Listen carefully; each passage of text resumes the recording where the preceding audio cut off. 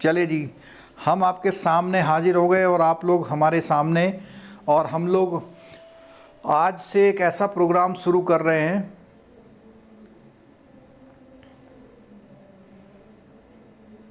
एक ऐसा programme start कर रहे हैं जिस प्रोग्राम से आपका CIB का जो मिशन है कंप्लीट होगा। और ये मेरी गारंटी है कि मैं पूरा CIB का कोर्स ऑनलाइन आके कराऊंगा, चाहे मुझे डेली 4-4 घंटे भी आना पड़े। आप लोगों से मुझे क्या कमिटमेंट चाहिए? मुझे कमिटमेंट चाहिए कि लाइव क्लास में लोग हों। अगर मुझे लगेगा कि मेरे एफर्ट यूज़लेस हो रहे हैं तो नेचुरली मैं उसको विड्रॉ कर लूँगा, क्योंकि आप जैसे हज़ारों लोगों ने कोर्स भी ले रखा है, पुराने वीडियोस भी देखते हैं, अपनी मेहनत करते हैं, सक्सेस होते हैं, किसी भी तरह से सक्सेस होते हैं। और हमें इसका कोई भी वो नहीं है कि आप किसी भी तरह से सक्सेस हों। हाँ, जो पूरा कोर्स है वो पूरा मोबाइल एप्लीकेशन में हमने बना रखा है और वो पास होने के लिए सफिशिएंट है। अगर आप उसके कॉन्सेप्ट को क्लियरली समझते हैं, कॉन्सेप्ट के साथ आप जो थ्योरेटिकल एस्पेक्ट है उसको भी कवर करते हैं, तो डेफिनेटली आप पास होंगे। अब आपका सबसे बड़ा जो डाउट है मैं वो दूर कर देता हूं। आपको लगता है case study case study case study, आप बिल्कुल पागल हुए जा रहे हैं केस स्टडी के नाम पे। केस स्टडी होती क्या है? केस स्टडी किसी पर्टिकुलर टॉपिक की समझ को चेक करती है कि कितना आपने उस टॉपिक को अंडरस्टैंड किया हुआ है। और जो केस स्टडी बनाते हैं वो बहुत ही एक्सपर्ट होते हैं। और इस बार एक प्रॉब्लम और आ गई है कि न्यूमेरिकल्स की, यानी न्यूमेरिकल्स आप कैसे करेंगे? तो न्यूमेरिकल्स करने के लिए सीट तो मिलने का अभी तक तो है नहीं, तो आप कैसे उसको सॉल्व करेंगे? कैलकुलेटर तो ले जाएंगे, लेकिन कैसे वो टेबल बनाएंगे कैसे? तो आपका जो बेसिक फंडा है वो ज़रूर क्लियर होना चाहिए। और जिन लोगों का वो बेसिक फंडा क्लियर है वो लोग किसी भी तरह की केस स्टडी या कोई भी प्रॉब्लम है उस प्रॉब्लम से ओवरकम कर पाएंगे। एक और आपका वो है MCQ चाहिए आपको। MCQ क्यों चाहिए? क्या आपने वो टॉपिक अच्छी तरह पढ़ लिया है? अगर आपने वो टॉपिक बहुत अच्छी तरह पढ़ा है तो उसकी टेस्टिंग के लिए MCQ चाहिए। आप लोग JIB की तरह इसको देखते हैं, और JIB की तरह देखने में क्या करते हैं आप सोचते हैं कि अगर मैंने 5000 क्वेश्चन पढ़ लिए तो उन 5000 क्वेश्चंस में से 50 क्वेश्चंस आपके आ जाएंगे। लेकिन CIB में ऐसा नहीं होता। हाँ, आपने जो बुक में जो भी चीज़ है अगर अच्छी तरह से कर रखी है, बुक की केस स्टडी, बुक के न्यूमेरिकल्स को समझ रखा है, कर रखा है, तो डेफिनेटली आपको ये एग्जामिनेशन हॉल में हेल्प करता है। ठीक है, यहाँ हम 1 से 1.5 घंटे की जो भी क्लास होगी हम कोशिश करेंगे उस चैप्टर को पूरा बाइंड अप कर दें, और कोशिश हमारी उसमें लाइन टू लाइन को कवर करने की भी रहेगी। यानी आज भी आप शुरू करते हैं तो इस सीरीज को पूरा देखिए। हालांकि हमने जो ड्यूरिंग कोरोना मार्च से लेके करीब 25-30 क्लासेस CIB की लाइव ली हैं, ठीक है, वो भी उस चीज़ को मिलाकर और इसको मिलाकर कंप्लीट CIB हम कराने वाले हैं। और इस CIB में HR मॉड्यूल भी हम कराएंगे। लेकिन आपको जो बेसिक चीज़ है जिससे आपकी अंडरस्टैंडिंग पहले से है उसको कंप्लीट करना हमारा सोचना है। ठीक है, सबसे पहले हम उसको, विनोद जी ने बोला लेकिन सबसे ज़्यादा केस स्टडी ही पूछते हैं। मैं आपको बता देता हूँ, आप एग्ज़ाम देने जाएंगे ना तो आपकी केस स्टडी 6, 7 और 8 हो सकती हैं, यानी 8, 5 या 40 मार्क्स की, यानी 60 क्वेश्चन तो स्ट्रेट अवे हैं। एक बात। दूसरी बात, अगर आपने टॉपिक पढ़ा हुआ है तो हर केस स्टडी में 5 में से 2-2 क्वेश्चन तो सही करेंगे आप। खासकर से जो न्यूमेरिकल नहीं है, आप कुछ सोचेंगे। न्यूमेरिकल में यह है कि अगर आपका रिदम पूरा बना तो 5 सही होंगे, और अगर आपका पहली कैलकुलेशन गलत हो गई तो 5 गलत होने वाले। और डेफिनेटली पहली कैलकुलेशन बेसिक कॉन्सेप्ट पर होती है। जो पहली कैलकुलेशन होती है वो बेसिक कॉन्सेप्ट पर होती है।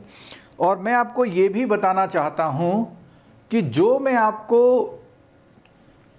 खासकर से 2 मॉड्यूल, ABM का B मॉड्यूल और BFM का B मॉड्यूल एक बहुत ही बेहतरीन तरीके से मैं कराऊंगा।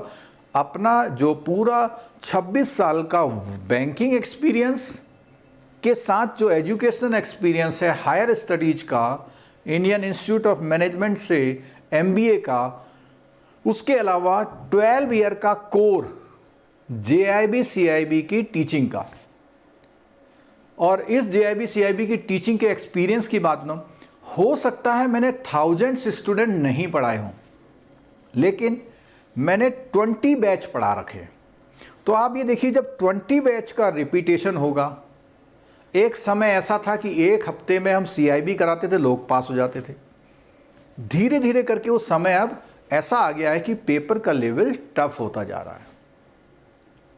तो और जिन लोगों ने JIB अभी अभी शुरू किया है, मतलब अभी अभी कंप्लीट किया था पिछले सेशन में, उनके लिए तो बहुत अच्छा है कि वो अपनी हैबिट को कंटिन्यू करें और जितना JIB में सीखा है उसको और ऐड ऑन करें, डेफिनेटली हेल्प करेगा।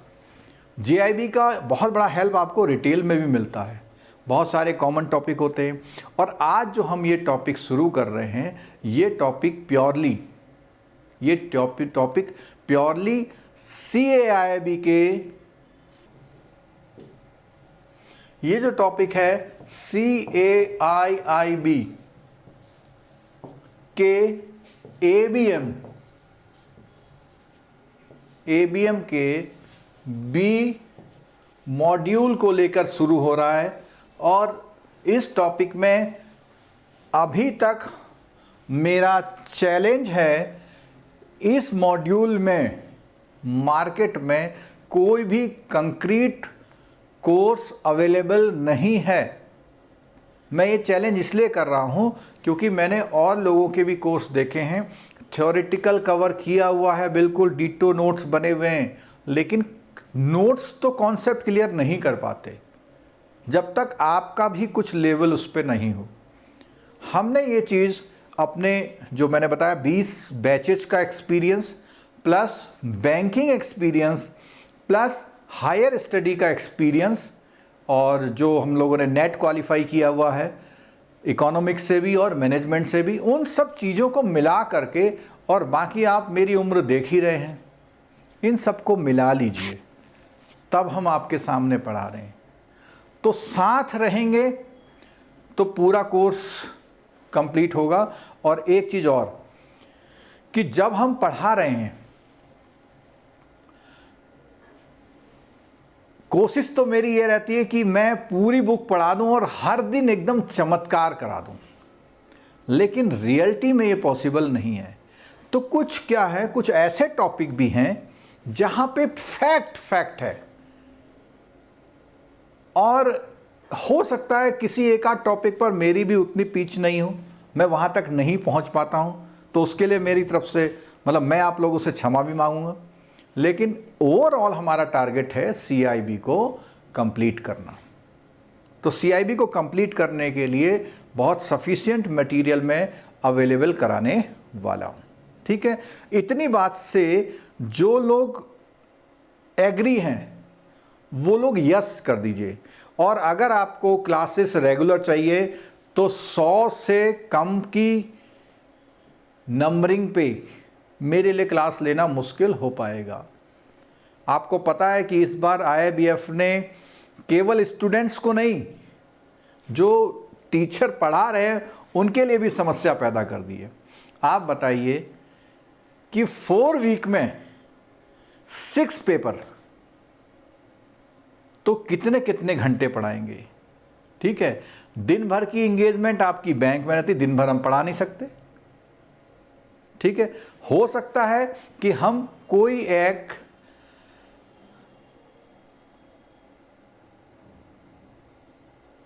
विनोद सर बोल रहे हैं, क्या आप HR में जॉब करते हैं क्या? HR तो हमारी डे टू डे लाइफ का एक हिस्सा है। ठीक है, अब वो ह्यूमन रिसोर्सेस हमारे घर में, हमारे ऑफिस में, हमारे डिपार्टमेंट में, हमारे बिजनेस में, सब जगह होता है। ठीक है, और मोटिवेशन के बिना तो CIB थोड़ा कॉन्फिडेंस हल्का हो जाएगा, इसलिए जो है मोटिवेशन तो बहुत ज़रूरी है, लेकिन लर्निंग उससे ज़्यादा ज़रूरी है। ठीक है, मोटिवेशन तो स्टार्ट करने के लिए है। ठीक, क्लियर हो गया?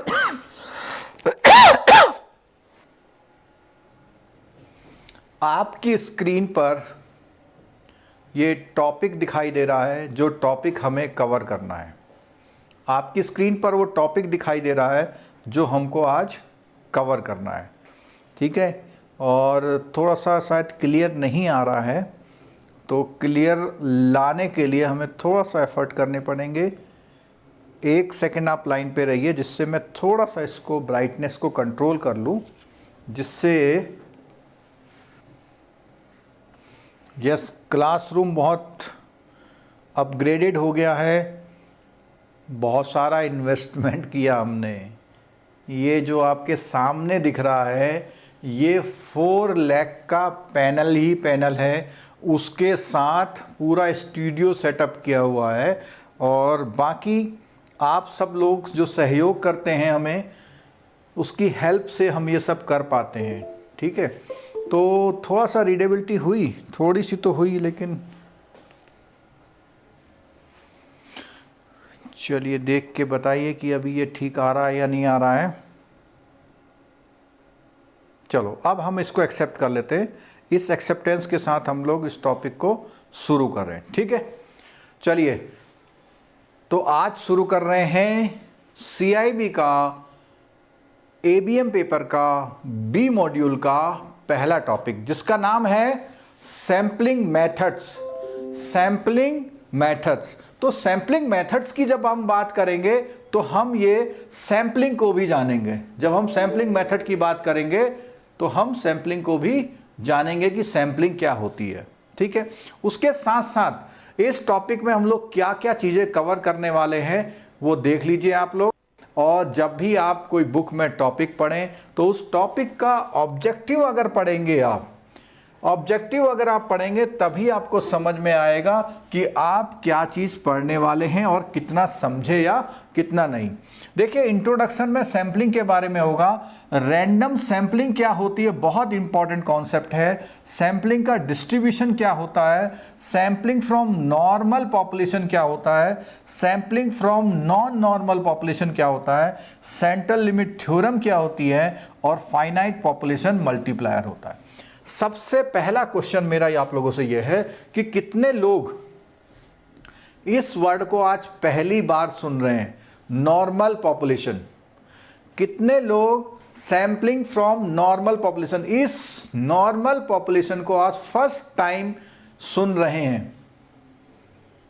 जल्दी से बताइए। साफ नहीं दिख रहा है, उसका रीजन ये है, आप अपना जो P होता है वो बढ़ा लीजिए। P कहाँ से बढ़ता है? जो YouTube में 3 बिंदे होते हैं उसको दबाइए, उसको बढ़ा के देखिए। और आप जो क्लियर की बात बताएं, मैं आपको दिखाता हूँ कि क्लियर दिख रहा है या नहीं दिख रहा है। आपको मैं दिखा देता हूँ।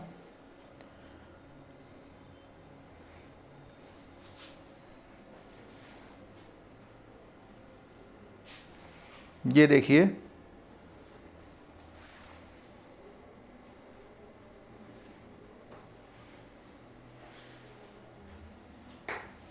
ये मुझे बिल्कुल क्लियर नज़र आ रहा है।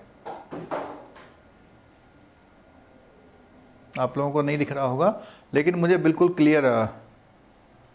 Good sir. तो अब कुछ लोग अगर बोल रहे हैं कि क्लियर नज़र आ रहा है, तो इसका मतलब आप मान लीजिए कि कुछ आप ना P बढ़ा लीजिए। पिक्सल्स जो होते हैं ना, P वाली क्वालिटी, YouTube की क्वालिटी P बढ़ा लीजिए। बिल्कुल, चलो। हाँ, तो मैंने क्वेश्चन आपसे पूछा था कितने लोगों ने नॉर्मल पॉपुलेशन को आज पहली बार सुना है। तो नॉर्मल पॉपुलेशन, आज आपके पास एक ऐसा वर्ड आया जो आपने पहली बार सुना बहुत लोगों ने, और ये नॉर्मल पॉपुलेशन वर्ड से पूरा सैम्पलिंग कवर होगा। सैम्पलिंग का कॉन्सेप्ट इस नॉर्मल पॉपुलेशन से कवर होगा। और इस सैम्पलिंग के साथ मैं आपको एक बात और बता दूं, मैंने हर क्लास में ये बोला हुआ है कि जब मैं इस टॉपिक को लेता हूं तो इस टॉपिक में ये सैम्पलिंग के साथ साथ मैं कवर करूंगा एस्टिमेशन। ठीक है। तो अगर मैं सैंपलिंग के साथ एस्टिमेशन कवर कर रहा हूं तो आप ये समझ लीजिए कि आपके 5 to 8 मार्क्स श्योर कवर कर रहा हूं मैं, श्योर 5 to 8 मार्क्स। थ्योरी से कहें, केस स्टडी से कहें या न्यूमेरिकल से कहें। और ये कॉन्सेप्ट जिनको पूरा अच्छी तरह समझ में आ जाएगा, इंटरेस्टिंग भी है बहुत, न्यूमेरिकल है लेकिन 5-6 फॉर्मूले हैं उसके साथ, लेकिन मैं आपको उन फॉर्मूले के साथ एक एक चीज़ समझाऊंगा कि इसका मतलब ऐसा क्यों है, ठीक है। और ये जब आप पूरा कर लेंगे तो आपका इसमें से कुछ पार्ट आपके जो बीएफएम का पेपर है उसमें भी कॉन्फिडेंस लेवल एक वर्ड आता है, वहां पर इसका यूज होगा। जिसने यहां ये पढ़ा होगा उसको डेफिनेटली वो फायदा देने वाला है, ठीक है। तो चलिए शुरू करते हैं सैंपलिंग के बारे में। सबसे पहले ये जो जितनी बातें यहाँ लिखी हुई हैं उन बातों को मैं अपनी एक भाषा में समझा रहा हूँ। आपको इसको कुछ भी नहीं पढ़ना है, आपको इसमें से कुछ भी नहीं पढ़ना है, ठीक है। क्या चीज़ है, देखो जो सैंपल है बहुत बड़े डेटा में से, बहुत बड़े डेटा में से कुछ ऑप्ट करके, उनकी स्टडी करके उस बड़े डेटा के बारे में कुछ रिफ्लेक्ट करना, उनके नेचर को बताना और उस नेचर से फ्यूचर के लिए एस्टिमेट करना, ठीक है। तो ये सैंपलिंग का कॉन्सेप्ट हो गया। और सैंपलिंग क्यों की जाती है? सैंपलिंग इसलिए की जाती है कि टाइम सेविंग हो जाए आपका। अब मैं जितनी बातें बोल रहा हूं ये बुक में कहीं ना कहीं लिखी हैं आपके। सैंपलिंग इसलिए की जाती है कि हमने पास्ट में जो काम किया उसके क्या रिजल्ट निकले। सैंपलिंग इसलिए की जाती है कि इन डेटा से हमें फ्यूचर में क्या करना चाहिए, एस्टिमेशन। सैंपलिंग से particular segment, particular object, particular machinery, particular society के बारे में कुछ इन्फरेंस या रिजल्ट निकल के आते हैं। और सैंपलिंग क्यों की जाती है? इससे आपका टाइम बचता है, इससे आपकी फ्यूचर प्लानिंग होती है, ठीक है, कॉस्ट सेविंग होता है और आपका बिजनेस का ग्रोथ होता है। और स्टैटिस्टिकल यानी जो सांख्यिकी के या एनालिसिस होते हैं, ठीक है। तो सैंपलिंग जब भी हम शुरू करेंगे तो हम दो बातों से शुरू करेंगे सैंपलिंग। क्या सैंपलिंग हम शुरू कर रहे हैं देखिएगा जरा।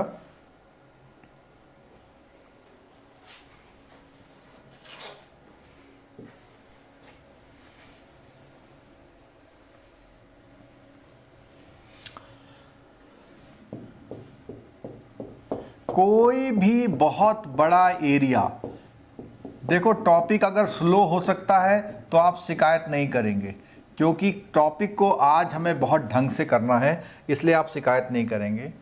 और इस बहुत बड़े एरिया में बहुत सारे item, person, machinery, animals, events कुछ भी हो सकते हैं। इनमें से कुछ आइटम्स या उसको हम लोग चूज कर लेते हैं, ठीक है। तो जो ये वाइट कलर वाला है, वाइट कलर वाले पूरे ग्राफ को हम लोग पॉपुलेशन बोलते हैं। क्या बोलते हैं? पॉपुलेशन।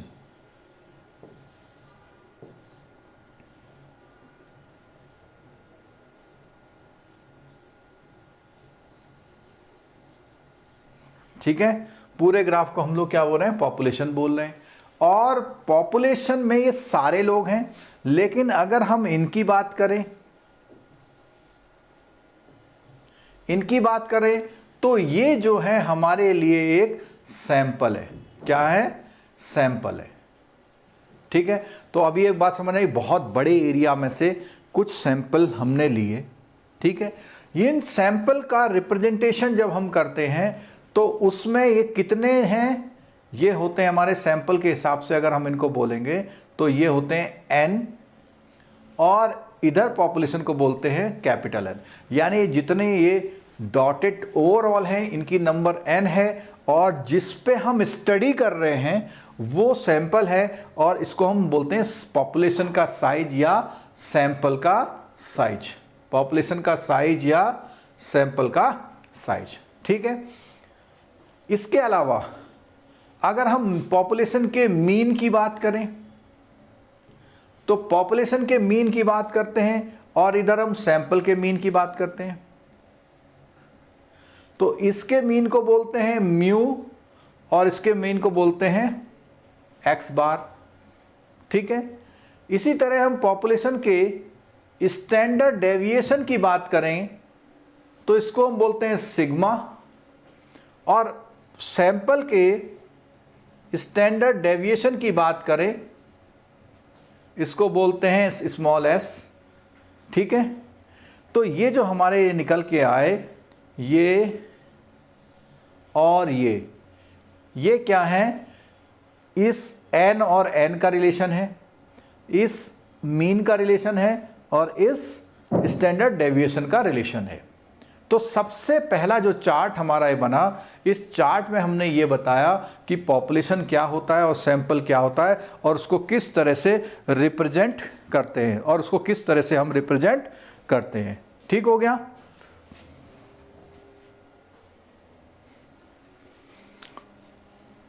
इसका मैं स्क्रीनशॉट ले लेता हूं जिससे आगे हमें कोई दिक्कत नहीं हो। ठीक है, तो इतना क्लियर हो गया। अब हम चलते हैं जरा बुक की ओर।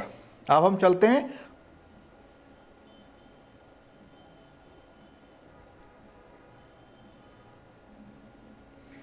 चलो हम वापस आ जाते हैं बुक की तरफ। तो हमने बुक में बोला था ये जो जितनी सिंपल चीज़ें इसमें सब कुछ बताई हैं, अब आपको इसको नहीं पढ़ना है। अगर आप 3 महीने या 6 महीने पहले पढ़ रहे होते तो बिल्कुल इसको पढ़ना था आपको, लेकिन क्योंकि आपके पास समय कम है इसलिए हम बिल्कुल इसको नहीं पढ़ाएंगे। जहाँ भी टेक्निकल वर्ड आएगा वहाँ हम ज़रूर बात करेंगे। अब आपकी स्क्रीन पर टेक्निकल वर्ड दिखाई दे रहा है, देखो, statistician use the word population to refer not only to the pupil but all items that are to be studied. The word sample is used to describe a portion chosen from the, क्या मैंने ये बताया या नहीं बताया आपको? बता दिया। डायग्रामेटिक उसमें बता दिया। We can describe sample and population by using measures such as mean, median, mode and standard deviation. यानी जब भी हम इनकी बात करेंगे तो एक तो उसने बोला मीन और उसके साथ उसने बोला अगर मीन भी निकालें तो हम इनका पॉपुलेशन का क्या मीडियन और मोड के साथ स्टैंडर्ड डेविएशन भी निकाल सकते हैं, चाहे हम वो पॉपुलेशन का निकालें चाहे हम वो किसका सैंपल का निकालें। क्लियर हो गई बात? बिल्कुल। आगे बढ़े, चलिए आगे बढ़ते हैं हम। When these terms describe a sample, they are called statistic, are not from the population but estimated from the sample। अब देखो सुनो, when these terms describe a sample, यानी जिस समय हम ये जितनी टर्म हमने बोली अगर हम सैंपल के लिए बोल रहे हैं, अगर हम सैंपल के लिए बोल रहे हैं तो उसको हम बोलते हैं statistics. And are not from population but estimated from sample. When these term describe a population then they are called parameter. तो दो वर्ड निकल के आए हमारे पास, एक स्टैटिस्टिक निकल के आया और एक पैरामीटर। तो इसको हम इस फिगर में कैसे बोलेंगे? इस फिगर में हम बोलेंगे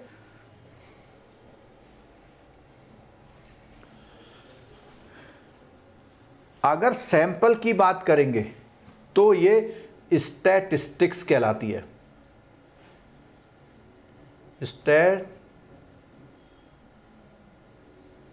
स्टैटिस्टिक्स, ठीक है, स्टैटिस्टिक्स, ठीक। और अगर हम पॉपुलेशन की बात करेंगे तो पैरामीटर। अब समझिएगा, इसको भी मैं समझाता हूं।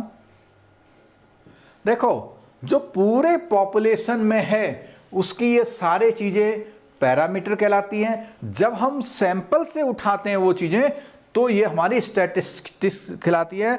और स्टैटिस्टिक्स क्यों कहलाती है? इसलिए कहलाती है कि ये जो भी ये सब कुछ है, सैंपल हमें इस सब कुछ के बारे में कुछ डेटास दे रहा है। ठीक है, क्लियर हो गए? चलो और आगे। क्लास स्लो चल सकती है लेकिन छूटेगा कुछ नहीं। शॉर्टकट मेरे पास तो है नहीं, अगर आपके पास शॉर्टकट हो तो आप उससे पढ़ लीजिएगा। ठीक है, आपका कुछ भी एग्जाम में आ जाए और आपका क्लियर होना चाहिए, ऐसा मेरा सोचना है। क्लियर? चलो वापस आ जाइए। तो ये बात आपको बिल्कुल इतनी समझ में आ गई। और आगे बढ़ते हैं जरा।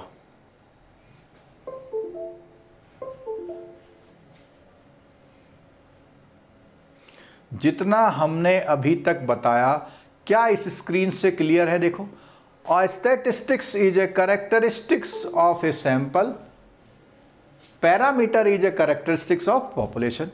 Conventionally statistician are use lower case Roman letter to denote sample static. अब लोअर केस है, देखो यहां पर ये एन को इसने एन ले लिया, यहां पे मीन को म्यू एक्स बार ले लिया, स्टैंडर्ड डेविएशन को सिग्मा और यहाँ पे स्मॉल एस ले लिया। तो ये क्या बताया इसने कि स्टैटिस्टिशियन इसको यूज कैसे करते हैं। देखिए क्या है, पॉपुलेशन है और दूसरा क्या है, सैंपल। ये सैंपल के बारे में इसको मैंने ग्राफिकल आपको समझा दिया। ठीक है, और आगे बढ़ते हैं। आपको मजा आएगा, आप पूरा पढ़िए, आपको अच्छा लगेगा। और ये जो सामने स्क्रीन है, मेरा चैलेंज है आने वाले एग्जाम में आपको इतने जगह से 1 क्वेश्चन मिल रहा है। 1 क्वेश्चन बताइएगा जरूर एग्जाम जब देके आएंगे। अब वो क्वेश्चन कहाँ डाल रखा होगा तो अच्छा, किसी को अगर हमें चैलेंज करना हो तो उसके लिए ज़रूरी है वो क्वेश्चन पेपर हमको दिखाए, चाहे मेमोरी बेस्ड दिखा दे। जहाँ पे 100 क्वेश्चन वो दिखा देगा तो हम ये कह देंगे ये क्वेश्चन यहाँ पे है। क्योंकि कई बार क्या है, क्वेश्चंस आप ऐसे बोलते हैं कि सैम्पलिंग से क्वेश्चन आया था लेकिन समझ में नहीं आया कहाँ से आया था। क्लियर है? ठीक है, चलो। तो यहाँ क्या बोल रहे हैं हम, टाइप ऑफ सैम्पलिंग की जैसे ही बात आती है तो टाइप ऑफ सैम्पलिंग में क्वेश्चंस आते हैं। और 2 methods, there are 2 methods of selecting samples from population. यानी इस पॉपुलेशन से, ये जो पॉपुलेशन दिखाई दे रही है, इस पॉपुलेशन से आपको सैंपल उठाने के 2 तरीके।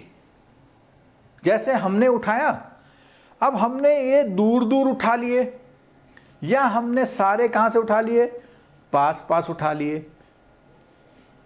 ये दूर दूर उठा लिए या पास पास उठा लिए, ये कौन सी चीज ये है जो हमें डिसाइड करती है कि हमें दूर से उठा रहे हैं या पास से उठा रहे हैं? वो कौन सा मेथड है, वो कौन सी चीजें हैं जो हमें ये कहती है कि ऐसा कीजिए? ठीक है, तो क्या चीजें देखिए, 2 तरह की। क्या है, नॉन रैंडम और जजमेंट। नॉन रैंडम और जजमेंट, और रैंडम और प्रोबेबिलिटी। तो सैंपलिंग कितने तरह की हो गई भैया? सबसे पहले सैंपलिंग हो गई कितने तरह की?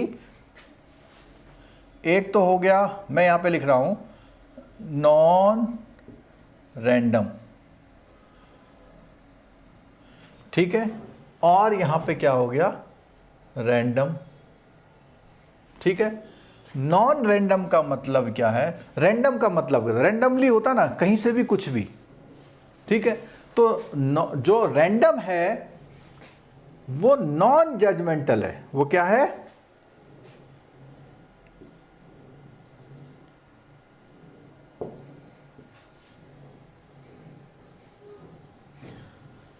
और नॉन जजमेंटल क्यों बोलते हैं इसे? रैंडम को नॉन जजमेंटल इसलिए बोलते हैं कि हम कोई भी जजमेंट नहीं लगा रहे हैं इस तरह की सैंपलिंग में, और इसको हम लोग जजमेंटल बोलते हैं।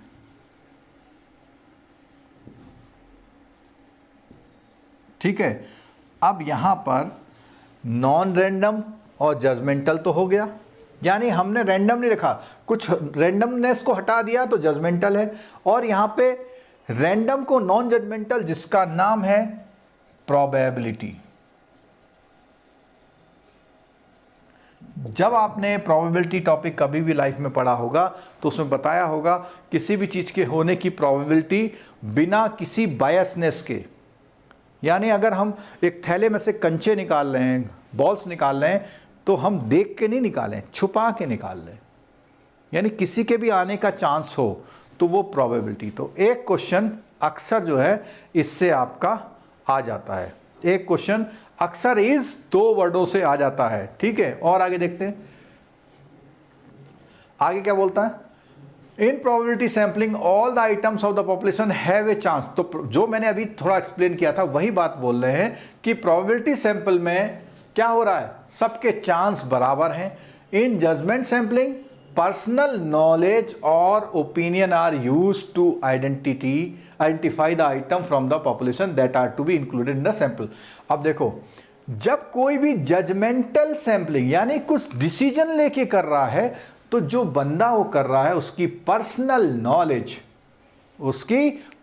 नॉलेज ओपिनियन यूज की जाती है उसमें से पिकअप करने में, ठीक है।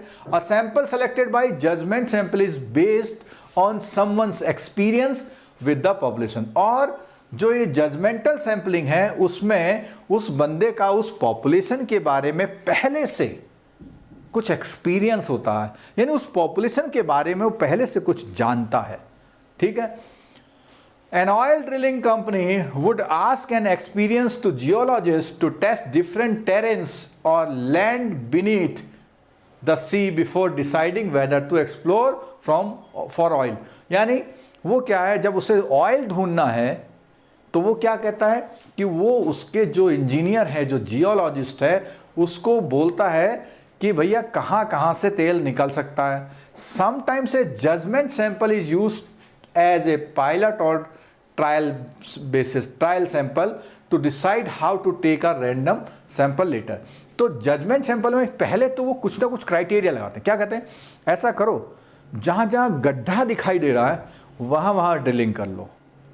अब उन्होंने 100 जगह ऐसा ड्रिलिंग करा तो उन्हें लगा कि 100 में से 20 जगह तेल मिला या 100 में से 1 जगह तेल मिला, तो उससे वो थोड़ा डिसीजन लेके फिर वो काम करते हैं कि रैंडम सैंपलिंग कैसे की जाए। क्लियर हो गई। आगे, if you want to launch any news city newspaper, a pilot test of the paper can be launch at judgment sample to see the response. तो अब अगर उसने पहले से कोई न्यूज़पेपर लॉन्च करना है तो पहले वो जजमेंटल सैंपलिंग से कर रहा है, उस रेस्पॉन्स से फिर वो रैंडम पे जाएगा। But the rigorous statistical analysis which can be done with random probability sample can not be done with judgment. यानी जो रिजल्ट आपको रैंडम या प्रोबेबिलिटी से मिल सकते हैं वो आपको जजमेंट सैंपल या नॉन रैंडम से नहीं मिल सकते, ठीक है। On the other hand they are not convenient and can be use successfully even if we can not their validity. यानी क्या कहता है कि दूसरे हाथ पे कोई कन्वीनियंट भी है और they are more convenient and can be use successfully even if we can not test their validity. हमने उसकी वैलिडिटी टेस्ट नहीं करी लेकिन फिर भी वो सक्सेसफुली हो सकती है। But if a study uses judgment sampling and losses a significant degree of representativeness, it will have a purchased convenience at a high price. अब देखो, सुनो, यहां सुनना इस बात को, अगर आपकी जजमेंटल सैंपलिंग से हुआ है और उसकी जो लोगों को शामिल करना है, रिप्रेजेंटेटिवनेस का मतलब है कि हर तरह के लोगों को उसमें लाया गया है, उसमें क्या कहता है, तो उसमें सिग्निफिकेंट डिग्री ऑफ रिप्रेजेंटेटिवनेस खो देती है, किसमें, जजमेंटल वाले में, ठीक है। It will have purchased convenience at high price. अब ये जो लाइन है थोड़ा सा याद जैसा कर लीजिएगा, ये जो पॉइंट यहां पर लिखा हुआ है, if a study uses judgment sampling and loses a significant degree of representativeness, it will have purchased convenience at high price। इसको आप याद जैसा कर लीजिए, ये आपके वहाँ क्वेश्चन पेपर पे ये लाइन आ सकती है। क्लियर हो गई बात। चलिए और आगे बढ़ते हैं। आज वो दिन है, अपने अपने घर के बोर्ड में, वाइट बोर्ड में, चार्ट में बड़ा बड़ा लिख दीजिए CIB क्लियर्ड। लिखने से नहीं होगा, लिख दीजिए और आज से स्टडी करिए। और आपको एक बात और बता दूं, आज रात की 9 बजे की क्लास आप लोग मिस मत करिएगा। प्रायोरिटी सेक्टर पे क्लास लेंगे, 5 मार्क्स न्यूमेरिकल की बात होती है उसमें, आप उसको बिल्कुल मिस मत करिएगा, पूरी क्लास देखिएगा प्लीज़। मेरी रिक्वेस्ट है, मैं यहाँ खड़ा हूँ 9 से लेके लगभग 10:30 बजे तक वो क्लास होगी। इस क्लास को छोड़ने के बाद आप उसके बीच में अपना खाना वगैरह खा सकते हैं, थोड़ा रिलैक्स करना चाहें रिलैक्स कर सकते हैं, लेकिन छोड़िएगा नहीं। तो कुल मिला के आज का जो सैटरडे का डे है, आपका सैटरडे का दिन आपको 5 to 10 मार्क्स श्योर करा सकता है फर्स्ट पेपर में। कल की क्लास भी आप मत छोड़िएगा, वो होगी NPA पर, और वो भी अगेन 5 to 10 मार्क्स पे रहती है। तो 5 to 10 मार्क्स आप बिल्कुल भी वो नहीं कीजिएगा, ठीक है।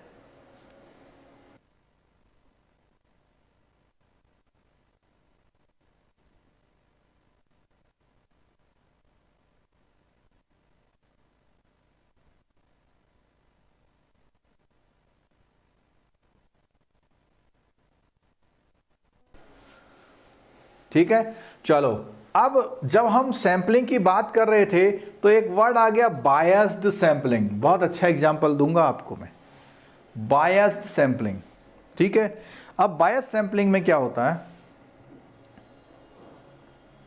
हाँ जी, प्रायोरिटी सेक्टर जो है JIB और CIB में दोनों में इंपॉर्टेंट है, और जितना अच्छी तरह से आप JIB में कर लेंगे CIB में उतना इजी रहेगा आपके लिए। CIB में 5 नंबर के न्यूमेरिकल, जिसको हम केस स्टडी बोलते हैं, कई बार आ रही है इसमें से। ठीक है, टाइमिंग जो कल की क्लास होगी IRAC स्टेटस वाली, वो 9 के आसपास हो सकती है, और आज रात की क्लास जो है प्रायोरिटी सेक्टर की वो 9 PM पर है। ठीक है, मिस मत करिएगा।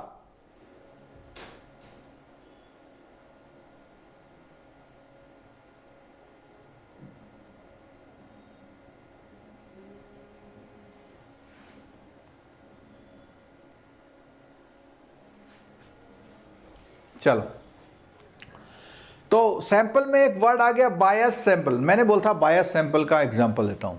ठीक है, मैं आप लोगों को एक क्वेश्चन पूछूंगा कि IIBF वाले क्वेश्चन पेपर टफ बनाते हैं, IIBF वाले क्वेश्चन पेपर टफ बनाते हैं, और मैं आप सबसे पूछूंगा तो कितने लोग ये आंसर करेंगे नहीं। चलो, कुछ लोगों ने आंसर दिया यस, कुछ लोगों ने आंसर दिया नहीं।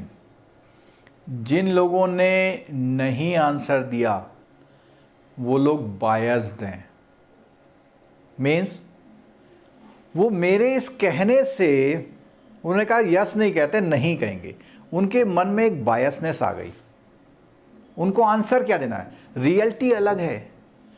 और अगर आप पूछेंगे क्वेश्चन पेपर टफ बनाते हैं, बिल्कुल टफ बनाते हैं। आप किसी भी तरह के सर्टिफिकेट एग्जाम्स ले लीजिए MBA तक, जितना घुमा घुमा के IIBF के ऑप्शंस वाले करते हैं, मतलब मेरी तरफ से ओपिनियन है टफ बनाते हैं, पेपर टफ बनाते हैं, आपको अच्छी स्टडी करनी पड़ती है।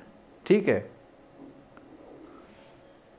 हाँ, प्रोनीता ने बोला if we have done preparation then no, तो उन्होंने क्या है एक कंडीशन डाल दी। ठीक है, दूसरा एग्जांपल, जैसे अगर आपसे पूछा जाए कि बैंकर का जो बाइपर्टाइट है वो 3-3 साल में हो जाना चाहिए, तो कितने लोग नहीं जवाब, सब देंगे हाँ हो जाना चाहिए। अब मैं पूछ रहा हूँ इसलिए गलत आंसर मत देना, अगर और वो भी टाइम से हो जाना चाहिए तो आप बोलेंगे हो जाना चाहिए। तो क्योंकि आप उसी लाइन के हैं, आप बायस, आप कुछ उसका नेगेटिव नहीं सोचते। उन्होंने कहा 3 साल में हो जाना चाहिए भाई, आपकी सैलरी 50% बढ़ जानी चाहिए, तो आप लॉजिक नहीं लगाओ, बायसनेस है आपके मन में किसी के प्रति वो है। ऐसे ही जब आप फिल्म देख के निकलते हैं, फिल्म देख के आपसे इंटरव्यू पूछा गया कि भाई ये फिल्म कैसी है, तो जब आपको लगता है कोई आज तक का वाला इंटरव्यू ले रहा है, ठीक है, तो उन्होंने कहा यार ये मेरा दिखाएगा वहाँ पे, तो आप उस तरह का बोलोगे जिस तरह वो सुनना चाहता है, बायसनेस है।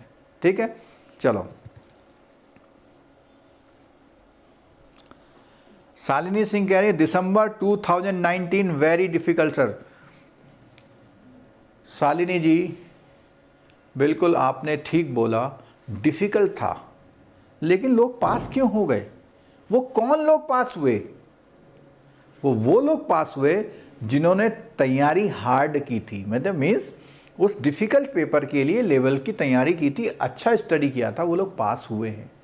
और 69 मार्क्स के भी आए हैं लोगों के, थोड़ा सा कम हो गया, लेकिन जिन्होंने अच्छी पढ़ाई करी थी वो लोग पास हुए थे। और आप लोग भी पूरा वो करिएगा, ठीक है। चलो गुड, आगे बढ़ते हैं। तो by sample, suppose the parliament is debating on the women's bill, तो वुमेन्स बिल के बारे में बात करिए, और बात आप किससे पूछ रहे हो?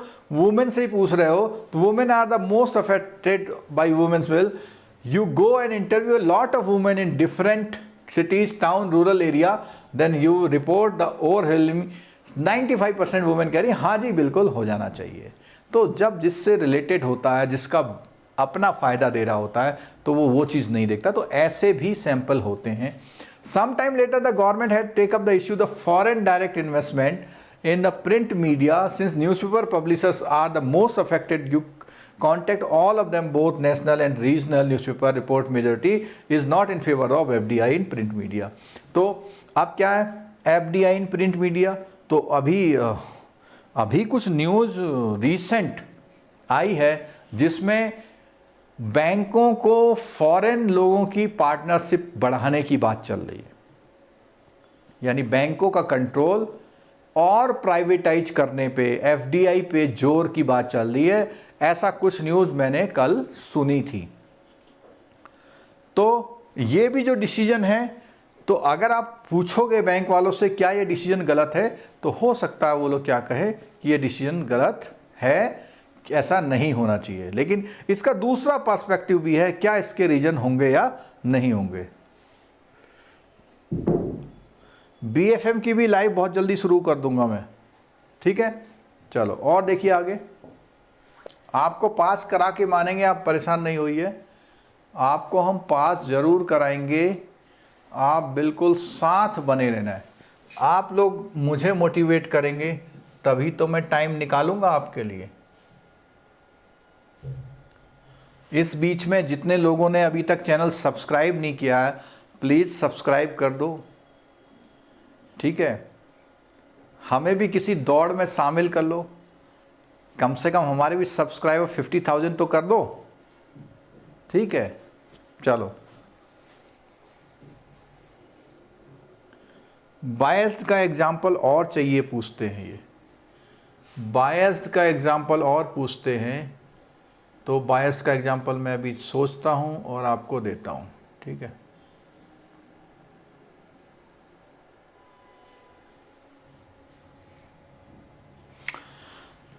बायस सैंपल का मतलब जब आप किसी मैटर पे सैम्पलिंग करने जाएं, तो जो लोग उससे बहुत ज़्यादा अफेक्टेड या जो लोग बहुत ज़्यादा अनअफेक्टेड होते हैं, उनका जो रेशियो होना चाहिए वो बराबर होना चाहिए। अगर आप एक ही तरफ के लोगों से बात करोगे तो आपका जो सैंपल का रिजल्ट है वो एक ही तरफ इंक्लाइंड आएगा, उस सैंपल पर्सन में जो आपको वो आंसर दे रहा उसके अकॉर्डिंग, ठीक है। A report based of the data collected from such biased sample then would not truly reflect public opinion। मैंने कहा वो पब्लिक ओपिनियन ट्रूली रिफ्लेक्ट नहीं करेगा। To avoid such error we follow random sampling, और उसका इलाज बायस सैम्पलिंग से बचने का इलाज है कि आप एक पर्टिकुलर ग्रुप के, अभी जैसे मैंने बोला बहुत से अफेक्टेड लोग या अनअफेक्टेड लोगों से आप बात करोगे तो वो एक ही तरफ का झुकाव आएगा। तो इसके लिए क्या है, रैंडम सैंपलिंग। आपको पता ही नहीं होना चाहिए कि ये बंदा उससे अफेक्टेड है या नहीं। अगर आप पहले से पता होगा तो हो सकता है आप ही उससे कुछ ऐसा पूछना चाह रहे हैं। जैसे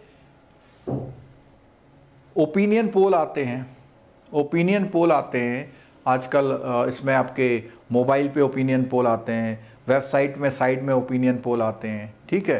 तो उसमें भी ऐसा, अगर वो वेबसाइट आप जैसे फेसबुक एक ओपिनियन पोल डाल दे कि फेसबुक जो है, फेसबुक यूजर्स जो है उनके लिए अच्छा है या नहीं है, तो वो यूजर से ही पूछ रहा है, तो उनको अच्छा लग रहा है, सभी को अच्छा बोल देंगे वो, ठीक है।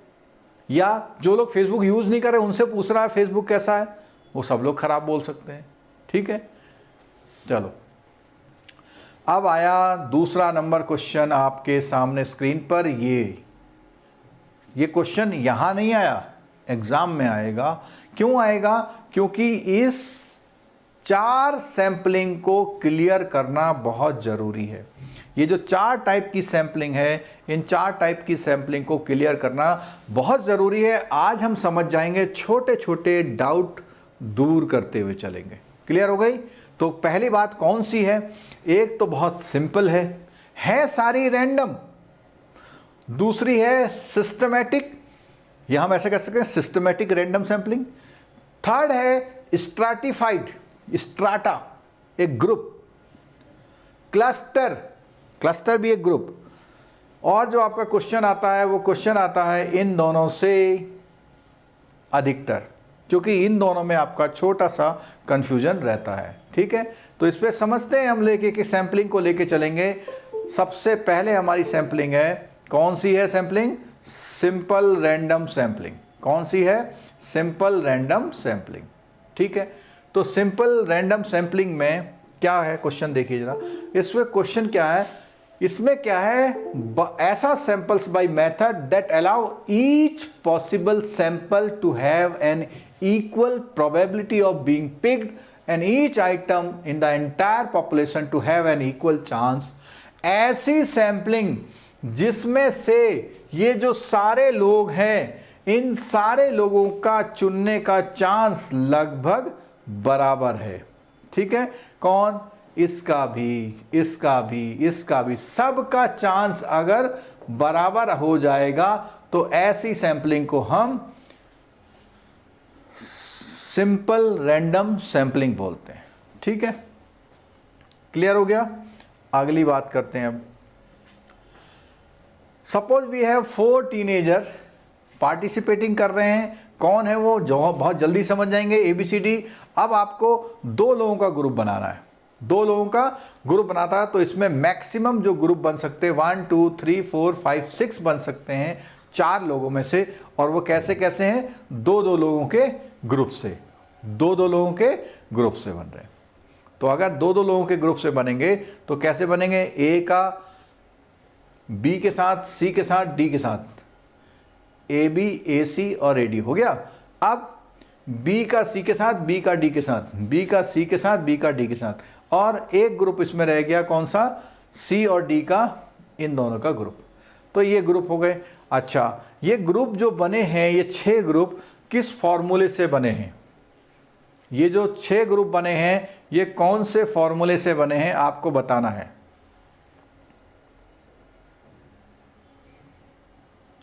ये जो 6 ग्रुप, ये अगर मान लिया यहाँ पे ABCDEF होता तो क्या आप ये काम करते? तो क्या आप ये काम करके बता सकते थे?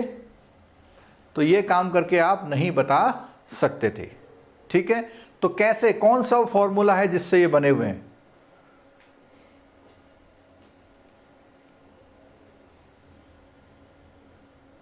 चलिए मैं बता देता हूं। एक फॉर्मूला होता है आपका NP, मैं इसको रफ में लिख देता हूं यहां पे। एक फॉर्मूला आपके पास होता है N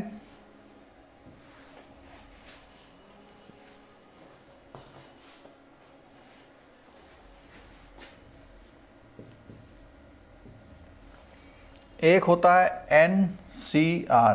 तो जो लोग मैथमेटिकल बैकग्राउंड में वो जानते होंगे, तो NPR और NCR का फॉर्मूला है। तो इसका फॉर्मूला होता है फैक्टोरियल n, फैक्टोरियल r और factorial n minus r। Factorial का मतलब होता है कि फैक्टोरियल का मतलब क्या होता है, अब जैसे उसमें क्वेश्चन था हमारा, तो ये क्वेश्चन हमारा था टोटल लोग 4, उसमें से सेलेक्ट करने 2। तो इसके हिसाब से देखेंगे तो factorial 4 factor 4 upon factorial 2 factorial 4 minus 2। तो इसमें हो गया 4 का मतलब हो गया 4 3 2 1 अपॉन 2 का मतलब है 2 1 और इसका मतलब है 2 1। तो 2 से 2 कैंसिल, 2 से 2 कैंसिल, कितना बना 6। तो एक कभी कभी आपके एग्जाम में ये क्वेश्चन भी आ जाता है, ठीक है। और NPR में क्या फॉर्मूला होता है, मैं यहाँ पे लिख रहा हूँ, जो लोग मैथमेटिक्स वाले होंगे वो बताइएगा क्या ये फॉर्मूला सही है। जो लोग मैथमेटिकल बैकग्राउंड के हैं वो लोग बताइए ये फॉर्मूला सही है। तब तक मैं इसकी बैटरी बदलता हूँ, आपके कैमरे की बैटरी थोड़ा वीक हो रही है, उसको बदलता हूँ।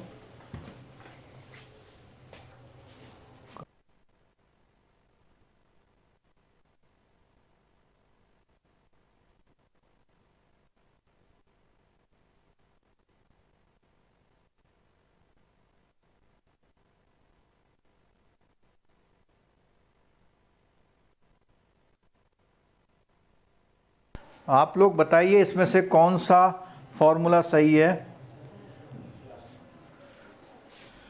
सरोज कुमार जी बोलते हैं नहीं। कोई बताएगा मेरे को NPR का फॉर्मूला क्या है, मैं कोई गलती कर रहा हूँ इसीलिए मैंने आपसे क्रॉस क्वेश्चन पूछ लिया।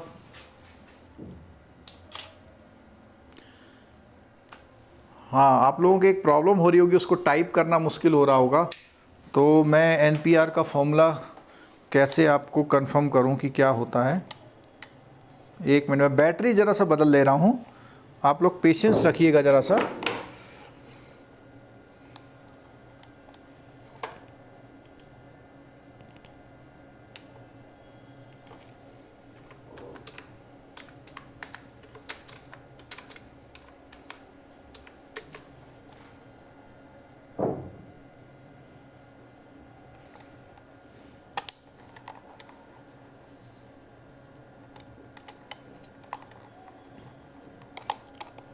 NPR के फॉर्मूले में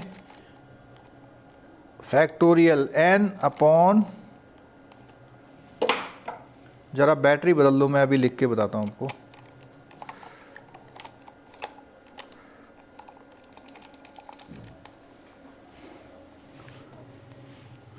factorial n upon factorial n minus r।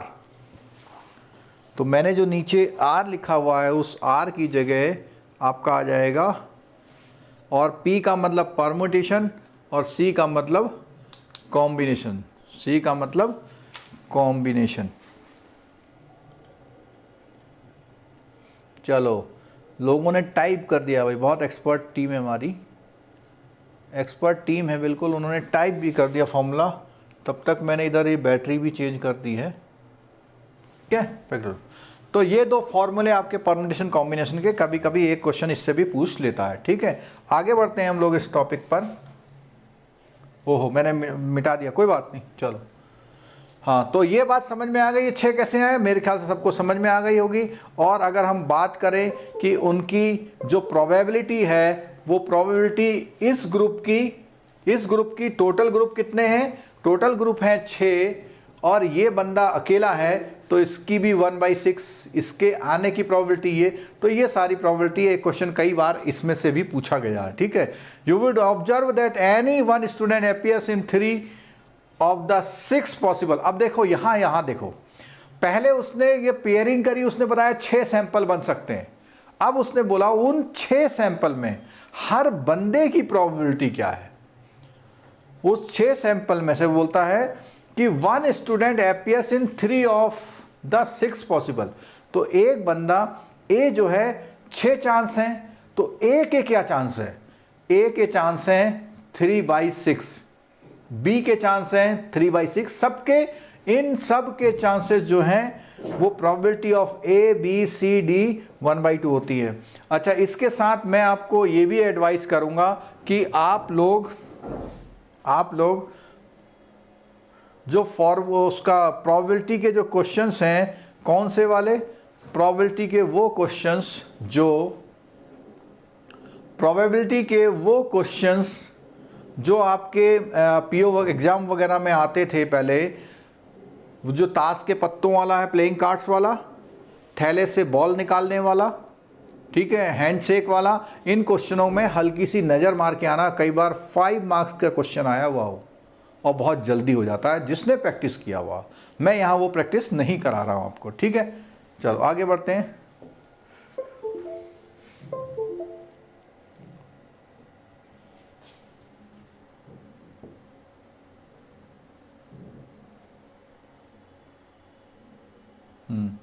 देखिए अब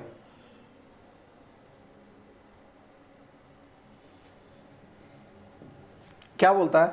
the example illustrates a finite population of 4 teenager if we write ABCD in 4 identical slips of paper fold. तो उसने कुछ नहीं करा, 4 स्लिप लेना, उसने कहा किसी को पिक करिए। तो ये सिंपल क्या होगा? अब यहां पे देखना, while picking up 2 paper slip we may pick up 1, keep it away. अब ध्यान रखना यहां पे, कीप इट अवे। तो अगर आपके पास कुछ प्लेइंग कार्ड्स हैं, मान लिया 5 प्लेइंग कार्ड्स हैं, उसमें से बोला आप एक चूज कर लीजिए। आपने एक चूज करा, उसको दोबारा उसमें डाला या नहीं डाला? अगर आपने उसको दोबारा डाला तो उसको बोलते हैं विद रिप्लेसमेंट, और दोबारा नहीं डाला तो विदाउट रिप्लेसमेंट, ठीक है। तो यहां पे क्या हुआ देखो, then pick another from the remaining 3। तो पहले 4 थे, 4 में से एक आपने उठा लिया, अब आप बोल रहे हैं कि 3 में से ढूंढो। तो ऐसी वाली होती है सैम्पलिंग विदाउट रिप्लेसमेंट, यानी आप उसका रिप्लेसमेंट नहीं दे रहे। और दूसरी वाली होती है सैम्पलिंग विद रिप्लेसमेंट। तो 2 टाइप हो गए, जिसमें वापस डाला जाता है, जिसमें वापस आपने निकाला और फिर वहां डाल दिया। 1 2 3 4 लोग हैं, निकाल रहे हैं और वापस डाल दे रहे हैं, ठीक है। ये भी क्लियर हो गया। Theoretically it is possible to have an infinite population. Infinite का मतलब जिसे हम काउंट ही नहीं कर सकते। For example the population of all prime number is infinite. तो अब ऑल प्राइम नंबर कहीं खत्म ही नहीं होते prime number.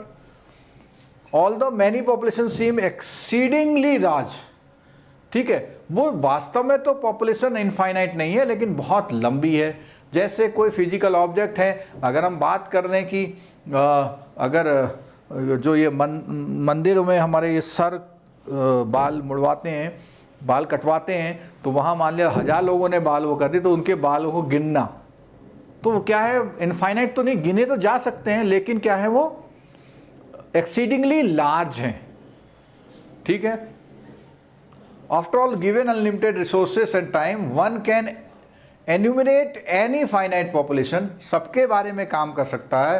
As a practical matter we will use the term infinite population when we are talking about a population could not be enumerated as reasonable period of time. तो जैसे मैंने बालों का एग्जाम्पल दिया, अगर आप एक रीजनेबल टाइम में उसे काउंट नहीं करें तो आपकी तरफ से वो इनफाइनाइट हो गए। Thus, we use a theoretical concept of infinite population and approximation as a large finite population। ठीक हो गया। तो ये हमने अभी तक बात कर रहे थे किसकी? सिंपल रैंडम सैंपलिंग की, ठीक है। क्लियर हो गई बात?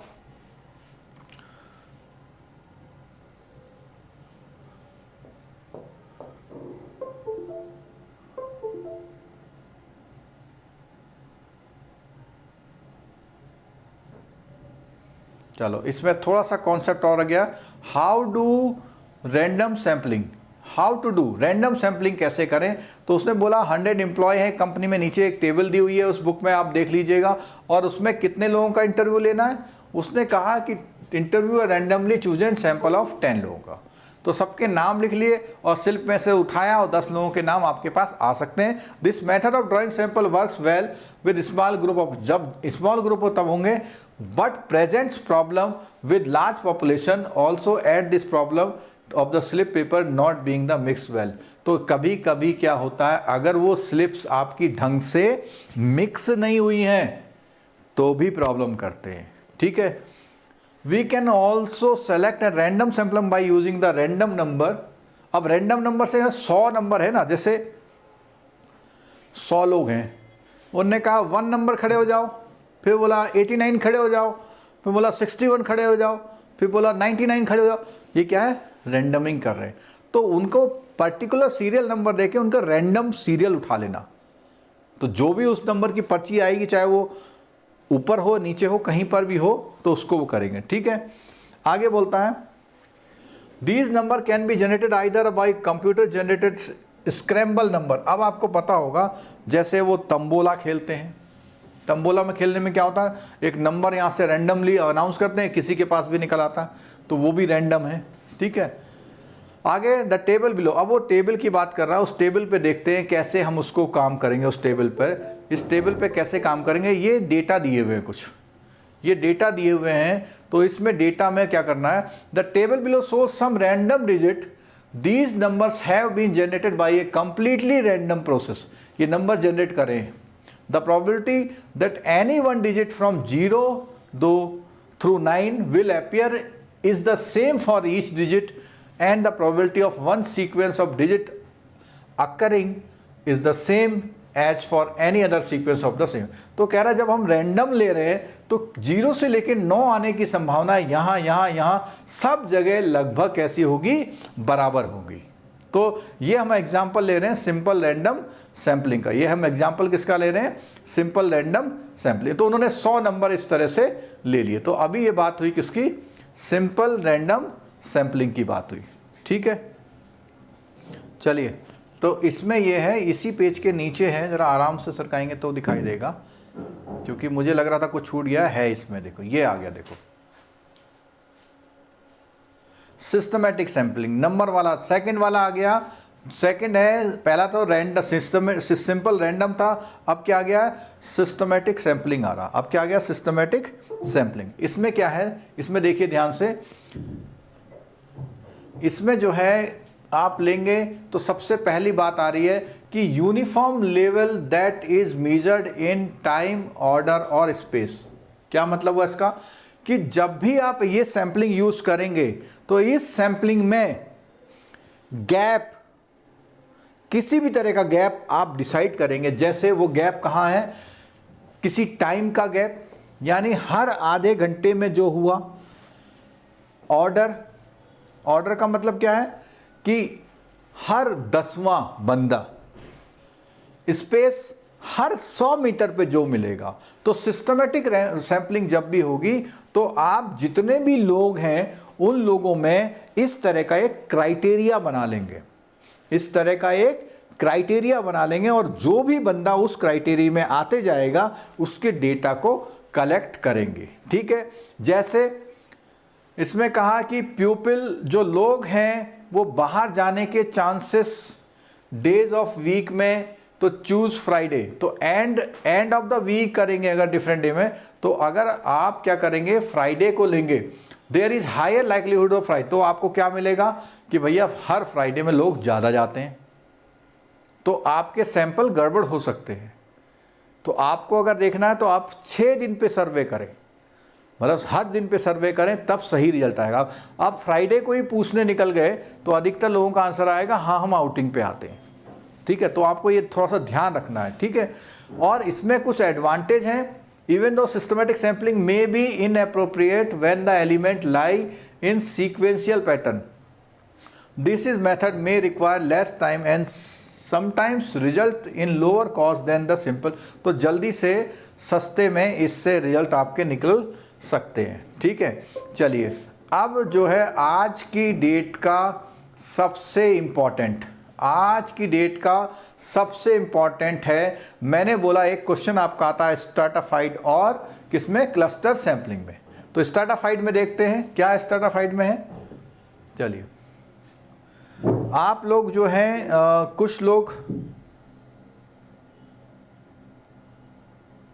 नहीं, बफरिंग इधर से नहीं हो रहा, बफरिंग आपकी तरफ से हो रहा, थोड़ा सा अपना नेट कनेक्शन दो, एक बार आप देख लीजिए, ठीक है। तो स्ट्रैटाफाइट में क्या है, ध्यान रखना, रिलेटिवली होमोजीनियस ग्रुप में आपने डिवाइड कर दिया। कैसे डिवाइड कर दिया, जैसे आप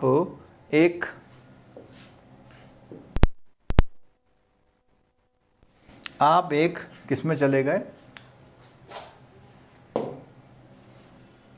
आप एक ग्राउंड में चले गए, उस ग्राउंड में क्या हो रहा है, उस ग्राउंड में यहाँ पर आपके जो है स्पोर्ट्स एक्टिविटी हो रही हैं, यहाँ पर ईटिंग एक्टिविटी हो रही है, यहाँ पर ग्रॉसरीज है, ठीक है, और यहाँ पर इलेक्ट्रॉनिक गुड्स है। तो ये जो हमने किया 4 ग्रुप में किया, अब ये होमोजीनियस है। कैसे होमोजीनियस है कि यहां जो सारे सामान रखे हुए हैं वो एक सी कैटेगरी के हैं। तो ये वाला जो करेक्शन है, ये ग्रुप है, ये स्ट्राटा का एग्जाम्पल है। स्ट्राटा की पहचान क्या है, होमोजीनियस ग्रुप होते हैं, ठीक है। लेकिन ये आपस में हेट्रोजीनियस हो, इस बात को समझ लेना, आपस में ये हेट्रोजीनियस है। आपस में क्या है, ये हेटेरोजीनियस, यानी इस ग्रुप और इस ग्रुप में फर्क है, ठीक है। और अगर हम क्लस्टर की बात करते हैं तो क्लस्टर में क्या होगा कि क्लस्टर में हमें हर तरह के लोग लेने पड़ेंगे। क्लस्टर में क्या होगा, हमें हर तरह के लोग लेने पड़ेंगे। जैसे क्या लोग लेने पड़ेंगे हमें क्लस्टर में लेने के लिए, हमें क्या करना पड़ेगा, क्लस्टर में ये जो 4 ग्रुप बने हैं हमें हेट्रोजीनियस ही करनी पड़ेगी। क्या करनी पड़ेगी, हमने ऐसा किया, देखिए कि ध्यान से सुनिएगा, एक ग्रुप तो ये वाला ले लिया, एक ग्रुप तो इतने लोगों का ले लिया। अब इतने लोगों में क्या हुआ कि ये सारे लोग आपस में क्या हैं, हेट्रोजीनियस हैं। क्या है, हेटेरोजीनियस, ठीक है। अब यानी इसमें क्या है कि ग्रोसरी वाले भी आ रहे हैं, ये भी आ रहे हैं, ये भी आ रहे हैं, ये भी आ रहे हैं। यानी कहाँ, सेंटर में खड़े हो जाओ और सेंटर में खड़े होके 5 मीटर के एरिया के लोगों को देख लो। दूसरा कहा 5 से 10 मीटर को, यानी दूसरा ग्रुप हमने ये बना दिया और तीसरा बनाया हमने ये। तो ये क्या है, क्लस्टर का एग्जाम्पल है। किसका एग्जाम्पल है, क्लस्टर का, जिसमें विद इन हेट्रोजिनिटी है, लेकिन नंबर 1 क्लस्टर, नंबर 2 क्लस्टर और नंबर 3 क्लस्टर के बीच में, जैसे हमने वहां लिखा था, इनके बीच में होमोजीनियस ही है। होमोजीनियस ही का मतलब जितने तरह के लोग यहाँ हैं उतने तरह के ही लोग यहाँ हैं, उतने ही तरह के लोग यहाँ। तो अगर आपको समझ में आ रहा है तो आपके 1 मार्क्स लगभग आपके श्योर हो रहे हैं, ठीक है। तो आप लोग जो है इस टॉपिक को ढंग से कर लीजिएगा। अभी हम उसके आगे बढ़ते जाएंगे, धीरे धीरे हमारे टॉपिक कंप्लीट होते जाएंगे, रेगुलर कंप्लीट होंगे। जो लोग हमारी क्लास देखने के लिए आए उनको धन्यवाद, और आप लोगों से रिक्वेस्ट करूंगा कि प्लीज़ जो है जितने भी आप लोग हैं अपने फ्रेंड्स को इस वीडियो को शेयर कर दीजिए।